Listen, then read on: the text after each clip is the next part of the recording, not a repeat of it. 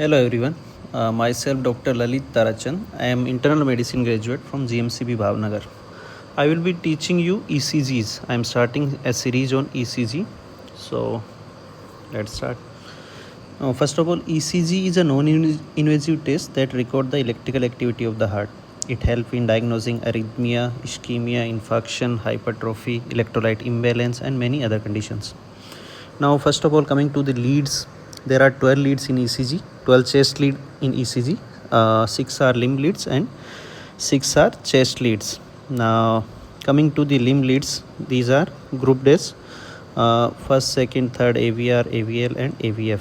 Now, 1 and AVL comes under lateral leads and 2, 3 AVF are inferior leads and AVR is right lead. Now, coming to the chest leads, there are 6 chest leads. V1 to V6.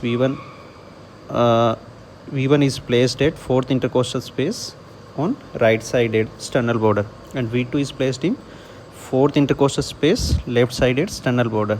Now coming to V3, before coming to V3 we should know about V4. V4 is placed at 5th intercostal space in mid clavicular line, and V3 is placed in between V2 and V4. Now coming to V6, V6 is placed in mid axillary line in 5th intercostal space, and V5 is placed between V4 and V6. Now coming to the ECG paper and calibration. A standard paper speed of ECG is 25 mm per second, where small box count to 1 mm and 0.04 second, and large box count to 5 mm and 0.20 seconds, that is multiplied by 5.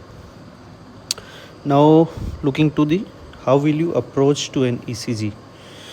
You will look at rate, rhythm, axis, P wave, QRS and STT segment. Now first of all, coming to the rate, how will you calculate the rate on an ECG?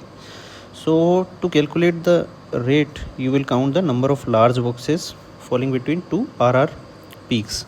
For example, in this ECG you can look, there are two number of large boxes. So 300 divided by 2, then rate will be coming to 150. And how will you calculate when the RR intervals are not regular? So you will take a long second lead, at least 10 complexes. So you will take 10 number of large boxes and count number of R wave peaks. For example, R wave peaks are there are 9 R wave peaks on an 10 number of large boxes. So you will multiply 9 into 10, comes to 90 minutes. Now coming to rhythm. To see a rhythm, there should be for a normal sinus rhythm there should be PP intervals constant and RR intervals should also be constant. Now what if RR intervals are not constant? There are pathologies in which you will notice irregular RR intervals. For example, in atrial fibrillations, RR intervals are irregular. In sinus arrhythmia, in VPCs, that is ventricular premature complexes. So how will you calculate rate on an irregular rhythm? That is taking that number of 10 large boxes formula. You will calculate rate in irregular rhythm. So thank you very much. We'll be talking about axis on next video.